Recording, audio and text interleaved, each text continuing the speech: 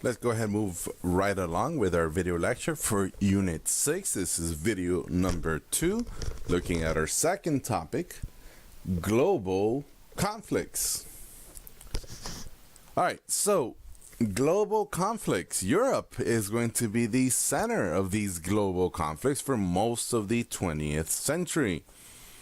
And we're going to see how the world wars and the Cold War pretty much changed the entire political landscape around the world in the last 100-something years. All right, so let's talk about empires. Now, empires has been the standard political structure, the standard state, the most common type of government in world history, dating back to ancient Mesopotamia, with the Babylonians and the Sumerians and the ancient Mesopotamia and the Persians that came after them. My point is that we've had empires since forever, and these empires have been land-based empires. They've also been maritime empires, but by the beginning of the 20th century, land-based empires are going to go away. They're going to disappear, right? And of course, I'm talking about the Ottoman Empire, right? The Russian Empire, which is, the Tsarist empire. Qing China, right? The final dynasty, the imperial dynasty of China, the last one. And all of these are going to go away by, 1920 or so. And there's going to be a lot of different factors, internal and external, right? Economic hardships, of course, especially after the World War. Political disunity, uprisings, right? Whether it's nationalist uprisings in China, whether it's communist uprisings in Russia, whether it's, French and British breaking apart the Ottoman Empire after losing the war, World War I. A lot of these countries had technological stagnation. That means that their technology wasn't as advanced or improving as other places. So there's going to be a lot of internal and external problems that leads to the collapse of these land-based empires. Right? So places, Qing China, that is eventually going to become a republic, right? The Nationalist Republic of China. The Ottoman Empire is going to be broken up. Most of the Middle East will, become mandates or colonies of France and Britain. Turkey will be its own republic. Russia, of course, is going to have the communist revolution under Vladimir Lenin and, convert into the Soviet Union or the USSR. There it is, and it's great. And the USSR could be considered the last land empire. It was huge, right? It had all these different countries that were part of it. So it wasn't just Russia. It was Russia plus a whole bunch of other places. And it was, big and bad into 1991. We also see, of course, that there's going to be decolonization taking place throughout the 20th century, especially after World War II, right, in the 1950s and upwards. So places like India is going to become its own independent country, right? Places like Ghana, right? This is in sub-Saharan Africa and West Africa. They're going to be independent from the British and become their own country. And many times these places gained their independence non-violently, with peaceful protests, peaceful non-violence, civil disobedience, passive resistance. Right, so Gandhi, of course, is the famous leader of India, but there's another guy, Nkrumah, of Ghana. He was also a non-violent guy. But remember, even though they might have gained independence, it doesn't mean that they were, even though they gained their independence peacefully, it doesn't mean that there was always peace, because we know, of course, India had a lot of violence. Speaking of violence, many colonies had to fight for independence. They had to fight wars against imperial powers in order to gain their independence. So famous examples includes Algeria, right, in North Africa. They fought against the French, the Vietnamese, fought against the French, and then the Japanese, and then the French, and then the Americans, right, in order to gain their independence. Angola, that's down here. Angola was one of the first colonies in Europe. They fought against the Portuguese for independence. Kenya, which is somewhere around here in East Africa, they also fought for independence, right? The British didn't want to give up Kenya because they had so many lovely natural resources. And therefore they had to fight for freedom as well. So we're going to see, of course, with these, decolonization movements, these independent movements, we're going to see many new leaders come to importance. And they're going to challenge the imperial rule. And these men are going to unite their people on their nationalist beliefs. Right, so Gandhi is going to unite India, right? He's the one that's going to tell the Indian people to resist British rule, to boycott British goods, to defy British laws, like the salt tax. Remember that the British said that the Indians couldn't make their own salt. They had to buy salt from Britain. And of course, Gandhi broke that law. He marched to the sea to collect water and evaporate it and pick up salt. Ho Chi Minh, right? This guy, he was the one who unified and fought against the French and the Americans and a whole bunch of other people in Vietnam. Right? And he wasn't passive. He wasn't, non-violent. He was very much violent, and he was also communist. Right? He's the one that leads the communist revolution, leads the unification of Vietnam after the Vietnam War. As a one communist country, North and South combined. Here's the guy I mentioned earlier, Nkrumah. He's also one of those nationalist leaders. All these men are Western educated. All these men are part of the upper class, the elites of their colonial societies. So there's a connection there, right? The upper class are going to become the leaders of the next, of the independence movement. Sometimes the independent movement, wasn't enough. And what I mean by this is that sometimes once a colony became independent, there were struggles within that colony to change the colony, to change the boundaries of the colony. So, for example, the famous example is India and Pakistan. Right? When India gained its independence, the people of the Muslim minority of India said, if we remain with the Hindus, who are the vast majority, we're going to be persecuted. We're going to be discriminated. So their leader, Muhammad Ali Jinnah, he is going to fight for the creation of a separate Indian state that's just for Muslims. And this is, of course, the birthplace of Pakistan. So we're going to see that the boundaries that the British had set up in India did not fit the need for the people of India. So they're going to change up the boundaries, right? Divide the country of India into two parts. They're going to partition it, split it up. And Pakistan is going to be created. Bangladesh, which is on the other side, is around here.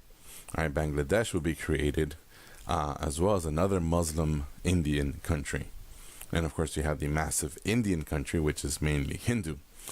Side note, in Quebec, in Canada, right, in eastern Canada, there's a large French-speaking people, and they're French Canadians. And there's been movements for independence from the rest of Canada, which is English speakers. This is the Quebecois, the Quebecian people in Canada. They want to have their own French Canada country. That's something we barely ever talk about. All right.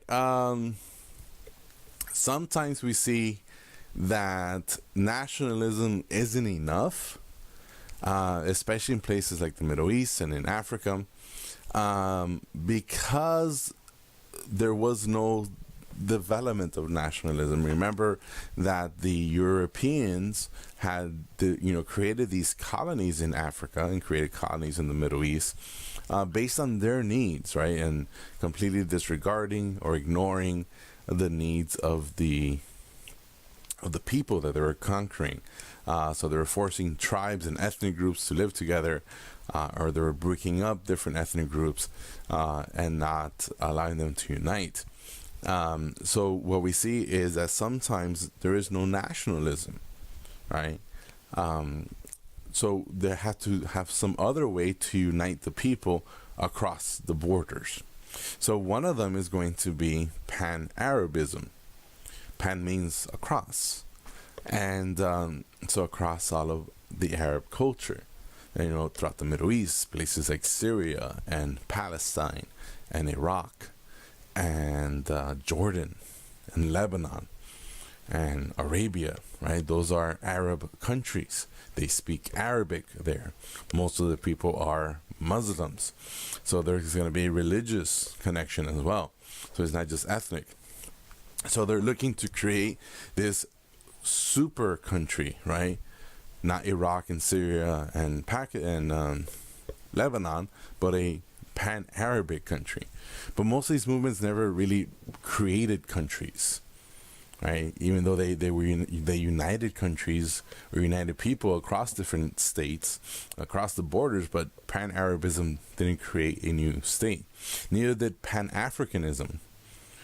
There was a movement in Africa, to have like pride in being African.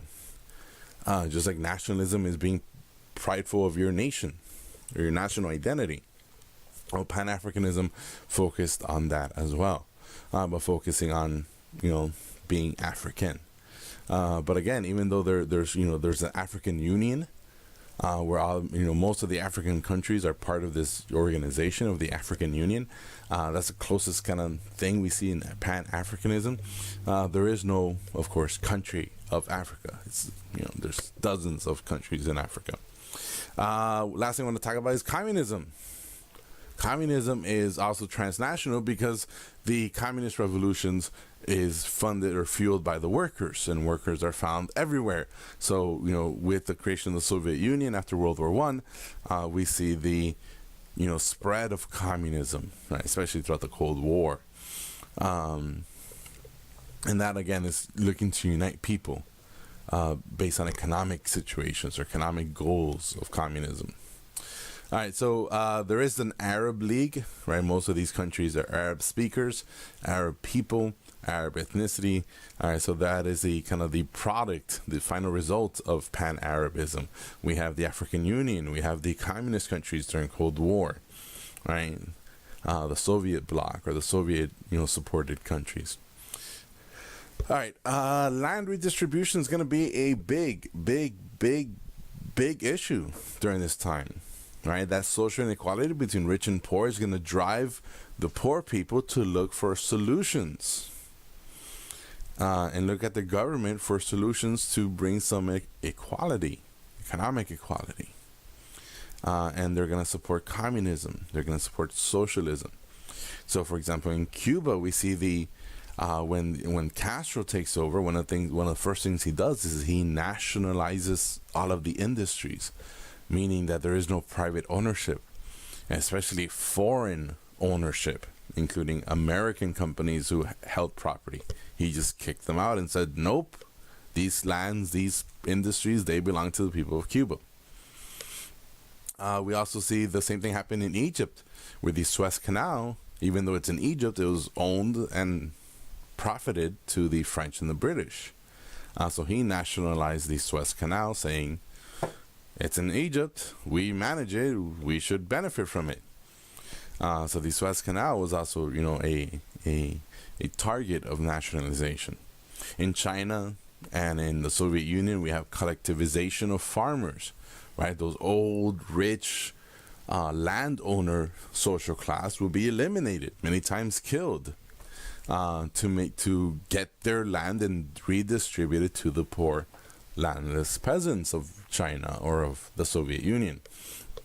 And of course, collectivization has a ton of problems, which leads to famine and millions of people dying.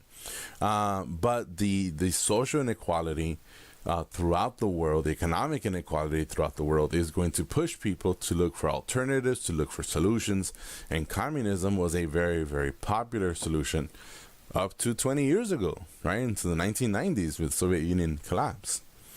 All right, so here we see all these communist countries, socialist countries that existed throughout, the 20th century, 21st century. All right, let's talk about boundaries. Remember, we mentioned boundaries already. All right, boundaries were created by Europeans, especially the boundaries of the Middle East and in India and the boundaries of Africa. And many times these boundaries leads to violence, leads to conflicts. Case in point, let's do a specific example. Iraq, right? Iraq has three major ethnic groups or religious groups. There's the Shia Muslims or Shia Arabs, the Shia Iraqis. There's the Sunni Iraqis, and then there's the Kurds, who's another group, right?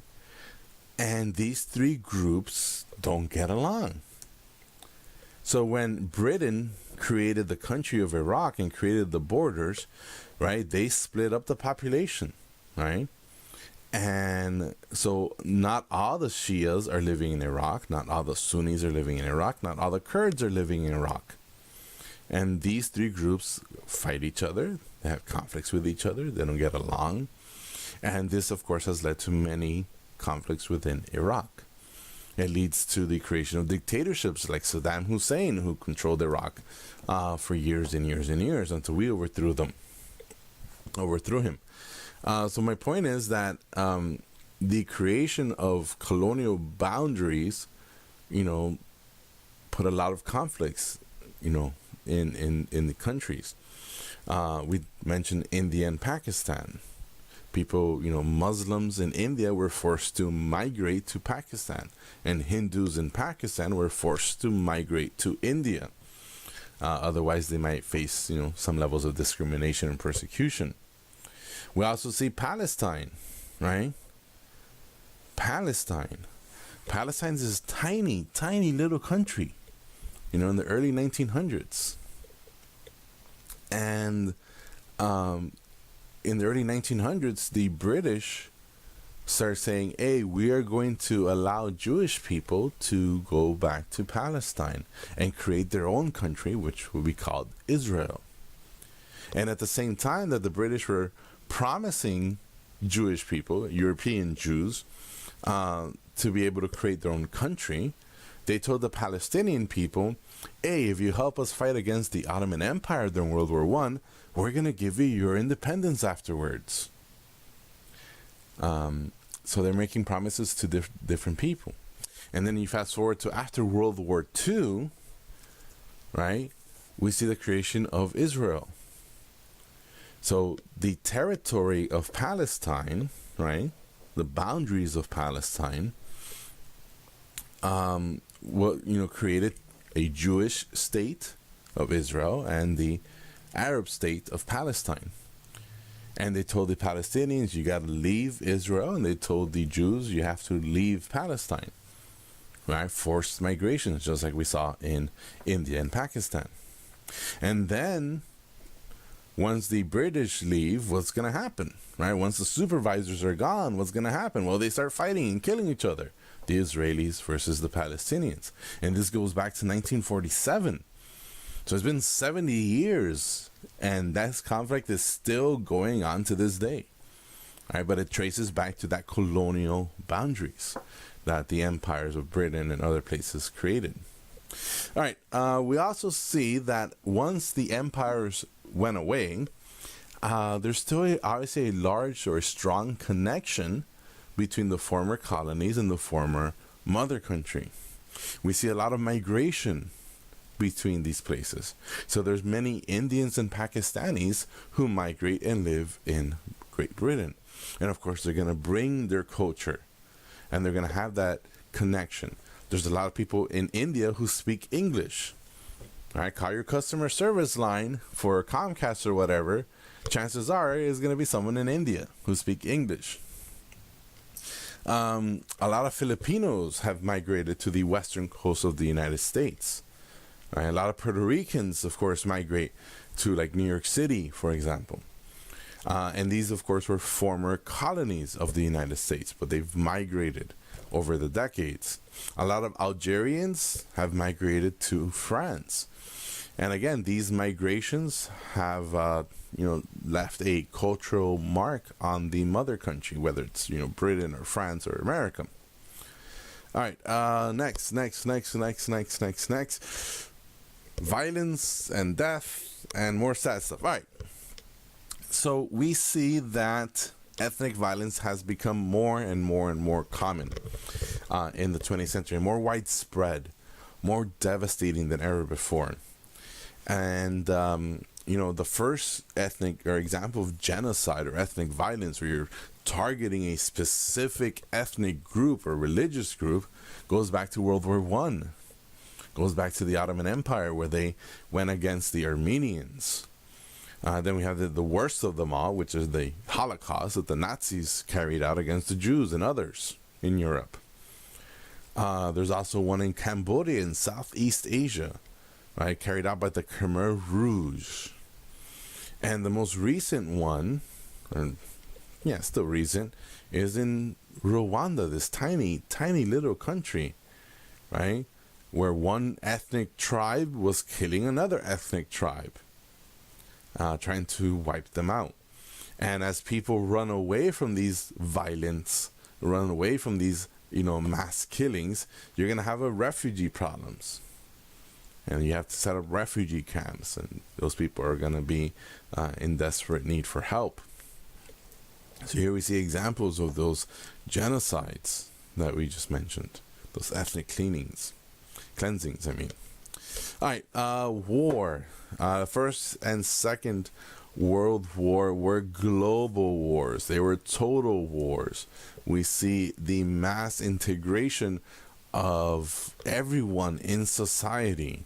We see the kind of like the globalization of conflict, because all these empires, like the British Empire, is going to bring in reinforcements from all its colonies, like African soldiers and Indian soldiers and Anzac, that's Australia and New Zealand soldiers, to fight in World War I and in World War II. We see how propaganda is going to be used to rally people to war. Famous propagandist was Hitler, right? He gave these impassionate speeches to motivate the German people to fight and kill the enemy and take over their land, and blame the Jews for everything, of course. We see propaganda, in things like the Cold War and in posters, in movies and comic books, right? Captain America, first he beats up Hitler, then he goes after Stalin, after the communists, according to the old comic books. And these wars, of course, are going to be, many times, they're going to be so destructive because there's this big ideological backing, meaning that people are going to be totally supportive of war, right, under nationalist belief, right, believing your country is the best and you got to prove it by going to war and killing people, and patriotism and fascism and communism. These are all belief systems. These are ideologies, and you want to prove that your ideology is the correct one, and again, you prove it by killing other people. All right, so we have World War I, World War II. All right, this is an example of propaganda. Right, this famous Rosie the Riveter, right? She is motivating women to go out and participate in the total war, right? Produce goods for the fighting men out in the front lines. Right? This was during World War II. Here we see other posters, right? To incite fear, to incite patriotism, to incite, support for the soldiers, right? So, this tells you, look, the Nazis are there, the Japanese are there, and they're ready to attack you. You are in danger. You better help them out. And you better help out the soldiers fighting. Right? And in Germany, you have, the cult of personality of Hitler. Just like you would have Mussolini in Italy or Stalin in Russia. Right? These larger-than-life charismatic leaders who are portrayed as the father figure, the Führer. These are the men who are going to lead the country and your people and your family to greatness. So propaganda is going to be used quite a bit throughout the 20th century. All right, conflicts. So even after, throughout the first half, the first 50 years of World War I, of the 1900s, the 20th century, we see there's going to be a lot of causes for war. All right, expansion is going to be one, whether it's German expansion across Europe during World War II, Japanese expansion in East Asia in the 1930s and 40s, right? Competition for resources, right? The Japanese are a little island country that lack many resources, so they have to expand to get access to resources. We see anti-Semitism as a cause, to rally the Nazis, the German people, to support the Nazi Party. We see arms races build up, like we saw in World War I between Britain and Germany. We see economic crisis motivating people to support warfare as a solution to economic problems, like during the Great Depression. After World War II, of course, we see the beginning of the Cold War, right, where we have two superpowers left, Russia and the Soviet Union. And this is another ideological competition, right? Authoritarian communism on the side of the Russians or the Soviets versus democratic capitalism on the side of the United States. And both of them are trying to compete with each other for dominance around the world. And they're replacing the former dominant region, which was Western Europe. Because after World War II, Western Europe is gone. Not gone, it's gone in power. The Cold War, even though the United States never fought directly with the Soviet Union, we do see a lot of proxy wars. We also see military alliances come back. So like NATO, right? The North Atlantic Treaty Organization, that's going to be a military alliance in support of the United States. The Warsaw Pact was in support of the Soviet Union during the Cold War. We see proxy wars, right? Korea, the United States steps in to protect South Korea. The Soviets support North Korea. When the Soviets go into Afghanistan, we start supporting the Afghans there to fight against the Soviets. When the Vietnamese want to be communists, we step in to stop them from becoming communists, and the Russians are going to help them become communists. When Cuba becomes communist, we try to invade, and then in retaliation, the Soviets build missiles there, creating a crisis. So we do see a lot of proxy wars where these superpowers are getting involved in other countries, and there's always going to be a flip side, right? So if the United States jumps in, the Soviet Union is going to help the other side. And if the Soviet Union jumps in, the United States is going to help the other side. Now, of course, the Soviet Union collapses in 1991. This will bring an end to the Cold War. We know that the Soviet economy was suffering throughout the 1980s because of the arms race, right? And in addition to economic difficulties, we see the famous Russian Soviet President Gorbachev create new policies for reform, economic reform and political reform. So Glasnost is the political one, allowing less censorship of the press, allowing for more direct elections of officials. And as the people of the Soviet Union start realizing how messed up things really are in the Soviet Union, they're going to demand changes. And eventually we're going to see that the Soviet Union is going to collapse, and boom, no more communist Russia. Perestroika will be the economic reforms that occurred there. And this is the guy I was talking about, Gorbachev. Right, Glasnost, Perestroika. They're going to weaken the control that the Soviet government had over its people and over the economy. And as more and more of the Soviet people, the residents, the citizens of the Soviet Union, gain access to the outside world, they're going to demand changes. And eventually the government will collapse by 1991. All right, and all these little countries that you see here, Ukraine, Belarus, Latvia, Kazakhstan, Armenia, Uzbekistan, Georgia, all these countries used to be part of the Soviet Union. Now they're independent countries. Russia, of course, used to be there as well. It's independent as well. All right, let's keep going quickly. So war has become a bigger and bigger thing, but not everyone likes war. There's been a lot of challenges to war, and many times those challenges come through non-violence. So sometimes you can protest war through art, and the famous example is of the work by the famous Spanish painter Pablo Picasso, and he drew this painting called Guernica, and it was to reflect the fact or the effects of the bombings that the Italians and the Germans were doing during the Spanish Civil War. So right before World War II starts, the Germans and Italians helped the fascist rebels in Spain overthrow the government.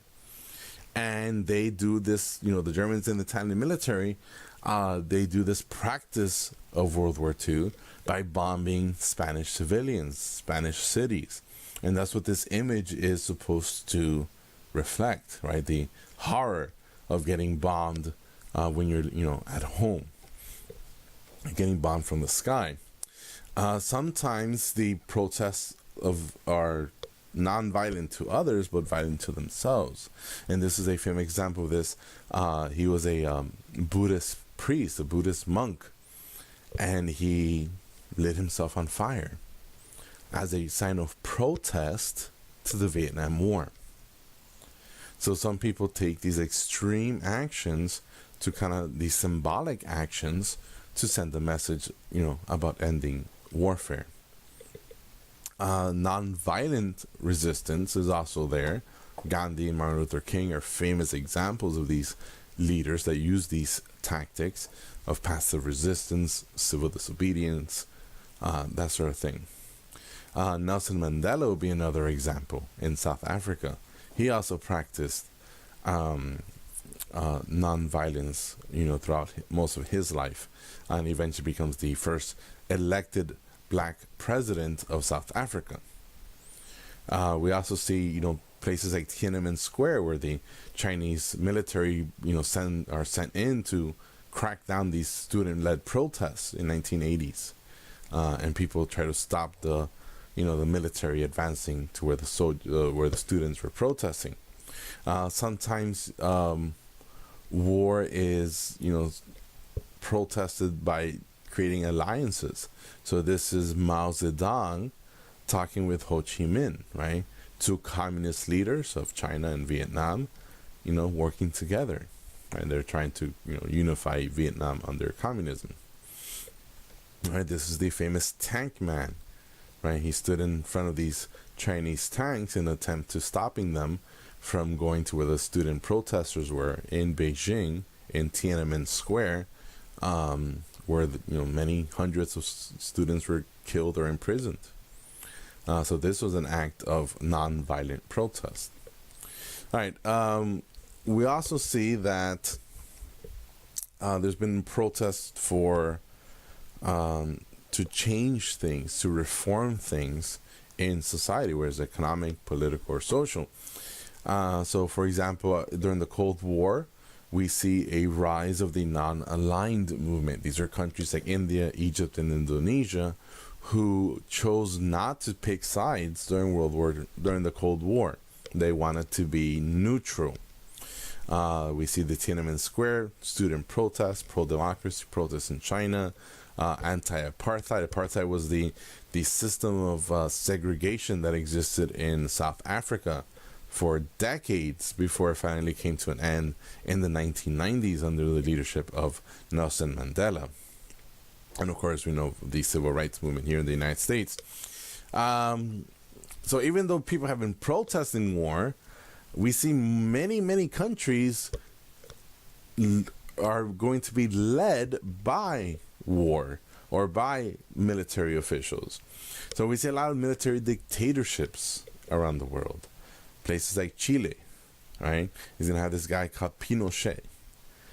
Places like Spain is going to have Franco, and here you see Franco with his buddy Hitler. In sub-Saharan Africa, in Uganda, we're going to have this guy, Idi Amin, right? A military general.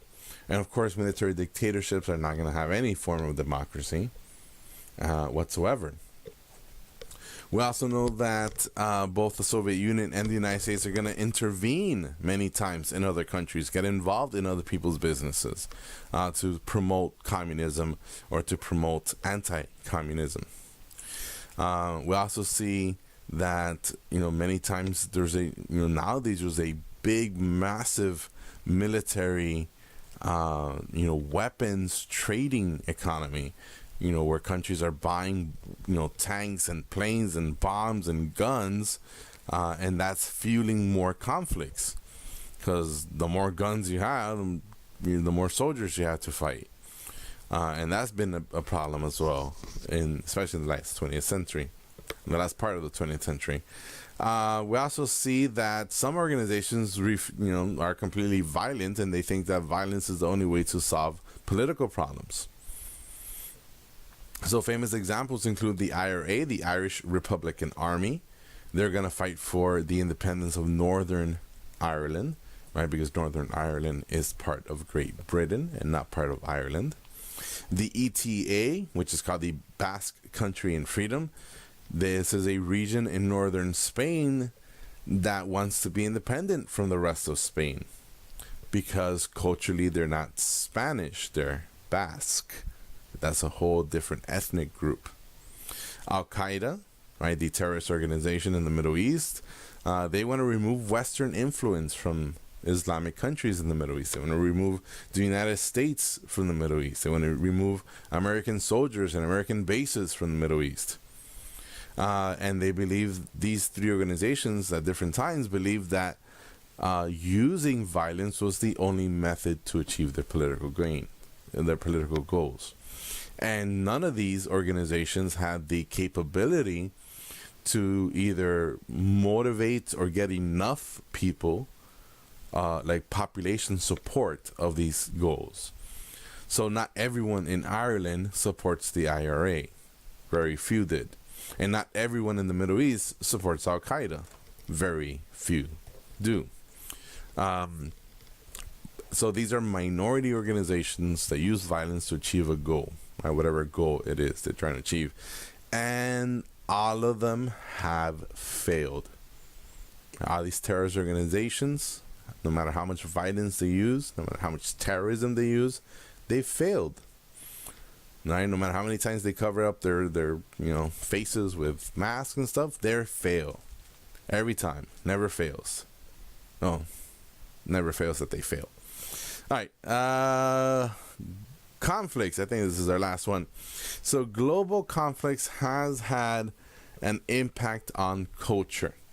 The most famous example I can give you of this will be all the James Bond movies.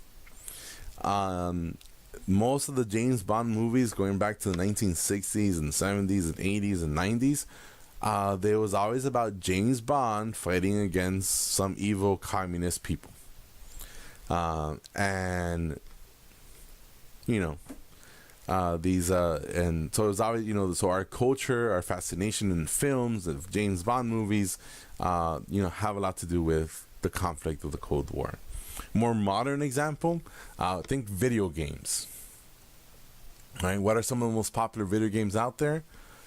Call of Duty, Battlefield, right? Shooting games, military games, they're very popular. Every year they come out with new ones. And it deals with a lot of the violence that we see out in the world. All right, so that is it for part 2. Thank you for your patience and listening to this entire video, because I know you waited to the very end of the video, right? You're still here with me? Yes? Yes? Oh my God, it's 40 minutes long. All right, that's it. I'm done. And you're done.